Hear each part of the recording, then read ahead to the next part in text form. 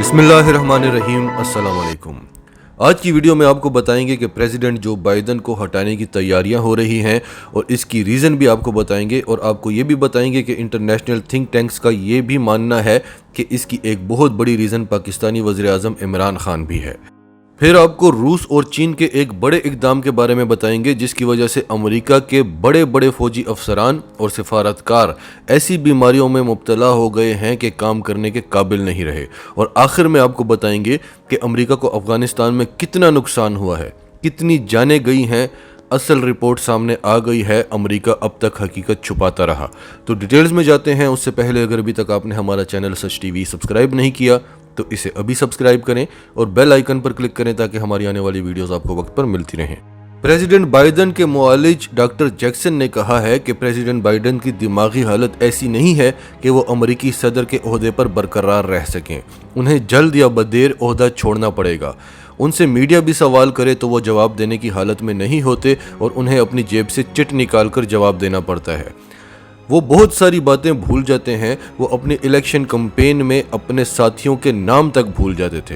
एक दूसरी राय भी पाई जाती है कि अफगानिस्तान के मसले को लेकर वो बुरी तरह से नाकाम रहे हैं। पहले तो उन्होंने अफवाज निकालने से इनकार कर दिया और फिर जिस तरह से अफवाज निकाली अफगानिस्तान से, अमेरिका का होल्ड भी ख़त्म हुआ और अमेरिका की बदनामी भी हुई सारी दुनिया में। सारी दुनिया अमेरिका पर थू थू कर रही है। और तो और वो पाकिस्तान जैसे मुल्क से अड्डे भी नहीं ले सका। उन्हें इमरान खान के मिजाज को समझकर शुरू से पाकिस्तान के साथ अच्छे ताल्लुकात बनाना चाहिए थे। जो बाइडन ने इलेक्शन जीतते ही सारी दुनिया के लीडर से रब्ता किया, लेकिन इमरान खान से नहीं। हालांकि पाकिस्तान अमेरिका का हमेशा से अहम इत्तेहादी रहा है और अमेरिका के लिए अहम तरीन मुल्क रहा है। लेकिन जो बाइडन को जब इमरान खान के मिजाज के बारे में बताया गया और इमरान खान का ट्रंप के साथ जो रवैया था, वो देखकर बाइडन ने फैसला किया कि पाकिस्तान को इग्नोर करेंगे तो पाकिस्तान उनके कदमों में आकर गिरेगा। इसी वजह से अमेरिकी थिंक टैंक्स का कहना है कि बाइडन को इमरान खान का मिजाज समझना चाहिए था। वो बुरी तरह से नाकाम रहे हैं। तो इमरान खान भी वजह हो सकती है बाइडन को हटाने की। फिर इसकी एक और वजह भी हो सकती है। वैसे तो ये एज फैक्टर भी हो सकता है, लेकिन एक और रिपोर्ट है हमारे पास, एक बीमारी जो अमेरिका के अहम ओहदेदारों को शिकार बना रही है और इसके पीछे चीन और रूस का हाथ बताया जा रहा है। इस बीमारी का नाम हवाना सिंड्रोम है और इसके कई स्टेजेस हैं। सफारतकारों के साथ साथ सैकड़ों अमेरिकी फौजी हवाना सिंड्रोम का शिकार हो गए हैं और CIA के चीफ ने कहा है, ये आज की खबर है, CIA के चीफ ने कहा है कि हम ये पता लगाने की कोशिश कर रहे हैं कि ये कौन कर रहा है और इसका हल क्या है, क्योंकि जो भी फौजी इस मर्ज का शिकार होता है उसे फौज से रिटायरमेंट लेनी पड़ती है। ये हमले अमेरिकी फौजियों पर भी हो रहे हैं, अमेरिकी सफारतकारों पर भी हो रहे हैं और CIA के एजेंट्स पर भी। असल में अमेरिकी सफारतकार भी अक्सर जासूस ही हुआ करते हैं। अब ये काम तो तालिबान नहीं कर सकते। पहले कहा जाता था कि ये टेक्नोलॉजी रशिया के पास है, लेकिन गलवान में चीन ने भी भारतीय फौजियों पर रेडियो एक्टिव वेव्स से हमला किया था, जिसके बाद फौजी हवाना सिंड्रोम का शिकार हो जाते हैं। इसके बाद होता क्या है, इनका बैलेंस ख़राब हो सकता है, ये चल नहीं सकते, इनकी यादाश्त चली जाती है, कानों में ऐसी आवाज़ें आती हैं और मुसलसल आती हैं जिनकी वजह से ये पागल हो जाते हैं। ये रात को सो नहीं सकते उस आवाज़ की वजह से। तमाम आसाब कमज़ोर होने लगते हैं और ये नॉर्मल ज़िंदगी गुजारने के काबिल नहीं रहते। तो ये हालत हो गई है अमेरिकी फ़ौजियों की इस खित्ते में। और रेडियो एक्टिव वेव्स का हमला भी ऐसा हमला होता है जो आपको दिखाई नहीं देता, क्योंकि ये हमला शुआओं के ज़रिए किया जाता है। हमने आपको बताया था जब ब्लैक टॉप में गालवान में चीनी फौजियों ने भारतीय फौजियों पर हमला किया था, उन्हें कोई हथियार उनकी तरफ आता हुआ दिखाई नहीं दिया। वो डायरेक्ट एनर्जी वेपन्स का इस्तेमाल कर रहे थे और भारतीय फौजी अचानक ही लड़खड़ाते हुए गिरने लगे। उनके सर में शदीद दर्द होने लगा, उनको कै आने लगी और कई फौजी माजूर हो गए।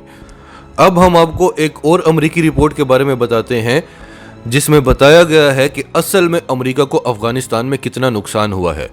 अमेरिका की ब्राउन यूनिवर्सिटी के एक research institute Watson institute of international and public affairs ने एक रिपोर्ट पब्लिश की है जिसका नाम है कॉस्ट ऑफ वार। और इस रिपोर्ट में बड़े बड़े इंकशाफात किए गए हैं। अमेरिका ने अब तक दुनिया को बताया कि अब तक अफगानिस्तान में 2300 अमेरिकी फौजी मारे गए हैं। ये रिपोर्ट बता रही है कि असल तादाद इससे बहुत ज़्यादा है। 3177 तो वो फौजी हैं जिन्होंने खुदकुशी की है ان کی لاشوں کو تابوتوں میں ڈال کر خفیہ طور پر امریکہ بھجوایا جاتا ہے، اور اب بھی جہازوں میں صرف اسلحہ اور زندہ فوجی ہی نہیں بلکہ تابوت بھی جا رہے ہیں، اور امریکہ کی تاریخ میں کبھی کسی جنگ میں اتنی بڑی تعداد میں فوجی نہیں مارے گئے۔ تو یہ سب کیسے ہوا؟ یہ اللہ کی مدد تھی، امریکہ پر عذاب تھا۔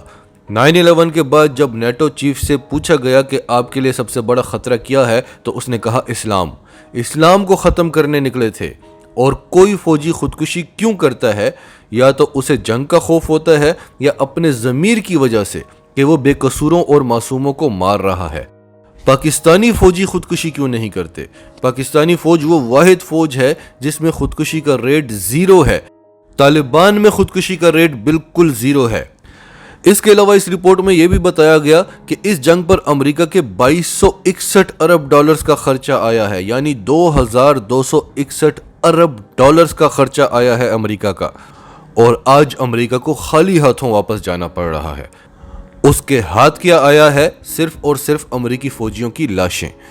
ناظرین، آپ کی سب کے بارے میں کیا رائے ہے؟ کمنٹس میں اپنی رائے کا اظہار کرتے رہیں، اور اگر آپ ہمارے چینل پر نئے ہیں تو ابھی سچ ٹی وی کو سبسکرائب کریں، سچ ٹی وی فیملی کا حصہ بنیں، اور ہماری ویڈیوز پسند آئیں تو انہیں لائک کریں، شیئر کریں، تاکہ زیادہ سے زیادہ لوگوں تک یہ میسیجز پہنچتے رہیں۔